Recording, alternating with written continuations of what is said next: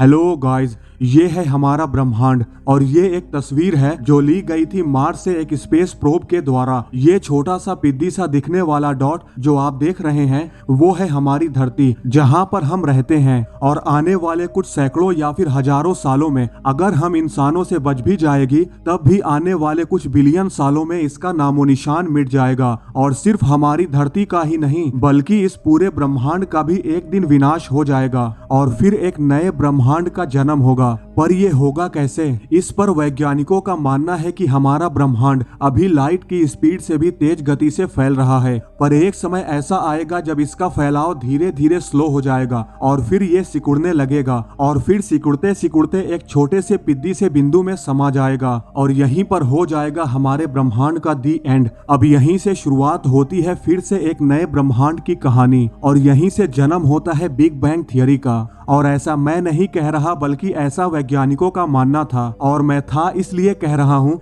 क्योंकि वैज्ञानिकों को अब इसमें भी डाउट हो रहा है कि क्या एक्चुअल में हमारा ब्रह्मांड बिग बैंग के धमाके के बाद ही बना था। पर सवाल ये है कि आखिर वैज्ञानिकों को डाउट क्यों है? क्या हमारा ब्रह्मांड एक धमाके के साथ शुरू नहीं हुआ है? क्या कोई ऐसी थियरी है जो बिग बैंग को नकारती है?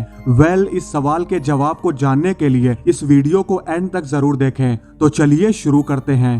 तो गाइस, आमतौर पर पिछले 50 साल से भी ज्यादा समय से हमारे पास साइंटिफिक एविडेंस है कि हमारा ब्रह्मांड जैसा कि हम जानते हैं वो बिग बैंग के धमाके के साथ शुरू हुआ था। और ब्रह्मांड की उत्पत्ति को लेकर ये सिद्धांत सभी सिद्धांतों का दादा है और अभी तक इस थियरी को मोस्ट वाइडली एक्सेप्टेड थियरी माना गया था। पर हमारी टेक्नोलॉजी ब्रह्मांड की उत्पत्ति की एग्जैक्ट वजह को पता करने के लिए हमारे ब्रह्मांड के इतिहास में बहुत पीछे नहीं जा सकती। लेकिन शोधकर्ताओं का मानना है कि एक छोटी सी सिंगुलैरिटी यानी एक छोटे से बिंदु ने इस पूरे ब्रह्मांड को उगल दिया और तब से लेकर अभी तक हमारा ब्रह्मांड विस्तार कर रहा है। पर CMB यानी कॉस्मिक माइक्रोवेव बैकग्राउंड जो उस समय का बचा हुआ रेडिएशन है जब ब्रह्मांड शुरू हुआ था, उस घटना के दौरान जो हुआ था उसकी मैपिंग करके वैज्ञानिक ये जानने की कोशिश कर रहे हैं कि आखिर एक्चुअल में हुआ क्या था उस समय। और जैसा कि सिद्धांत कहता है, जब ब्रह्मांड का जन्म हुआ था तो ये रैपिड इन्फ्लेशन, एक्सपेंशन और कूलिंग के प्रोसेस से गुजरा था। और ये जो CMB है वो बिग बैंग से निकलने वाली गर्मी को रिप्रेजेंट करती है। पर अकॉर्डिंग टू नासा, जब हम CMB का नक्शा बनाते हैं तब हम बिग बैंग के 3,80,000 साल बाद के समय को देख रहे होते हैं। और ऐसा इसलिए क्योंकि ब्रह्मांड के शुरुआती समय में इसका तापमान चरम पर था, यानी एब्सोल्यूट जीरो से लगभग 273 मिलियन डिग्री के ऊपर का रहा होगा। और इतने ज्यादा तापमान में एक स्टेबल एटम भी टूट जाता है, इसलिए इलेक्ट्रॉन और प्रोटॉन द्वारा आपस में मिलकर एटम्स की रचना कर पाना संभव नहीं था। इस वजह से उस समय हमारे ब्रह्मांड में हर जगह एटम्स नहीं बल्कि इलेक्ट्रॉन, प्रोटॉन्स, न्यूट्रॉन्स और फोटॉन्स ही मौजूद थे। और फोटोन जो कि लाइट के पार्टिकल्स होते हैं, तो उस समय फोटोन भी ज्यादा दूरी नहीं तय कर सकते थे क्योंकि रास्ते में उनका सामना फ्री इलेक्ट्रॉन से हो रहा था जिनसे इंटरेक्ट करके वो बाउंस कर जा रहे थे। समय के साथ जैसे जैसे ब्रह्मांड और फैलता गया, ये ठंडा भी होता गया। बिग बैंग के होने के लगभग 3,80,000 साल बाद तक हमारे ब्रह्मांड का तापमान घटकर लगभग 2700 डिग्री सेल्सियस के करीब पहुंच चुका था। अब इस समय तक ब्रह्मांड इतना ठंडा हो गया था कि इलेक्ट्रॉन प्रोटॉन के साथ मिलकर स्टेबल हाइड्रोजन और हीलियम एटम्स का निर्माण कर सकते थे। ब्रह्मांड में स्टेबल एटम्स की मौजूदगी की वजह से ब्रह्मांड में पहले की तरह फ्री इलेक्ट्रॉन्स अब मौजूद नहीं रह गए थे। फोटॉन्स भी अब बिना किसी परेशानी के लंबी दूरी तय कर सकते थे क्योंकि अब उन्हें रोकने के लिए रास्ते में फ्री इलेक्ट्रॉन्स नहीं रह गए थे।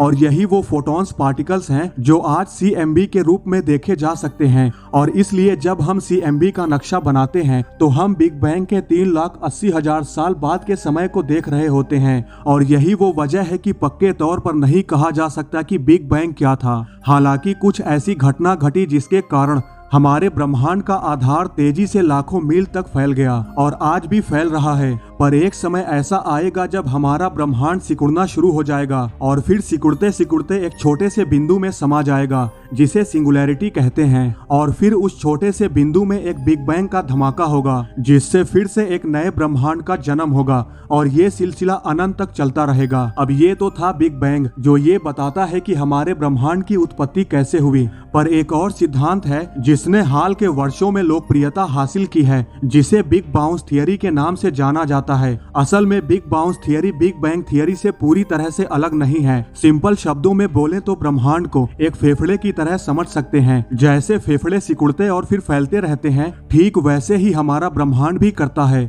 फिलहाल अगर हम देखें तो हमारा ब्रह्मांड विस्तार की स्थिति में है, लेकिन बिग बाउंस सिद्धांत मानता है कि एक समय ऐसा आएगा जब ये एक्सपेंशन स्टॉप हो जाएगा, और जब ऐसा होगा तो ये तेजी से सिकुड़ना शुरू करेगा। पर ये बिग बैंग की तरह एक सिंगुलैरिटी यानी छोटे से बिंदु तक नहीं पहुंचेगा, बल्कि ये सिंगुलैरिटी तक पहुंचने से पहले ही ये उछाल मार देगा और फिर से फैलना शुरू हो जाएगा। मतलब इसमें बार बार धमाका नहीं होगा, बल्कि ये सिकुड़ता रहेगा और एक बिंदु तक पहुंचने से पहले ही उछल जाएगा और फिर बिल्कुल ही एक नया ब्रह्मांड पैदा होगा। हालांकि बिग बैंग और बिग बाउंस में फर्क ये है, जब बिग बैंग बार बार होगा तो हर बार एक नया ब्रह्मांड विस्तार होगा और हर बार नियम भी अलग अलग होंगे। पर बिग बाउंस थियरी ये कहती है हर बार जब ब्रह्मांड उछलेगा तो एक नया ब्रह्मांड ही विस्तार होगा, लेकिन नियम वही पुराने वाले होंगे, क्योंकि ये ब्रह्मांड सिंगुलैरिटी तक पहुंचने से पहले ही फिर से उछलकर विस्तार करना शुरू करेगा। इसलिए इससे जो फिर से ब्रह्मांड बनेगा वो नया नहीं बल्कि पुराना वाला ही नए में तब्दील होगा। हालांकि बिग बाउंस थियरी से हमें ये पता नहीं चलता कि आखिर पहली बार ब्रह्मांड का विस्तार कैसे हुआ होगा। अब अगर बिग बैंग और बिग बाउंस को देखें तो दोनों थियरीज में बिग बैंग के पास ब्रह्मांड की उत्पत्ति को लेकर ज्यादा सबूत हैं as compare to big bounce. पर बिग बैंग में भी ये साबित करना मुश्किल है कि ब्रह्मांड की उत्पत्ति कैसे हुई थी, क्योंकि हम फिलहाल उस दूरी तक पीछे मुड़कर नहीं देख सकते जब ब्रह्मांड की उत्पत्ति हुई थी। हालांकि ब्रह्मांड का विस्तार हो रहा है ये तो कन्फर्म है, पर बात जहां पर अटक जाती है वो है ब्रह्मांड की उत्पत्ति। फिलहाल तो ये बिल्कुल भी दावे के साथ नहीं कहा जा सकता कि ब्रह्मांड की उत्पत्ति बिग बैंग के धमाके से हुई है या फिर बिग बाउंस से। शायद ऐसा भी हो सकता है आने वाले वक्त में ब्रह्मांड की उत्पत्ति को लेकर कोई और ही थियरी या फिर कोई और ही वजह निकल कर सामने आए। अब तो ये आने वाला वक्त ही बताएगा। तो गाइस, आज के लिए बस इतना ही। आप लोगों की क्या राय है, दोनों थियरीज में कौन सी ज्यादा सही है, कमेंट करके जरूर बताएं। आई होप आपको ये वीडियो जरूर पसंद आई होगी।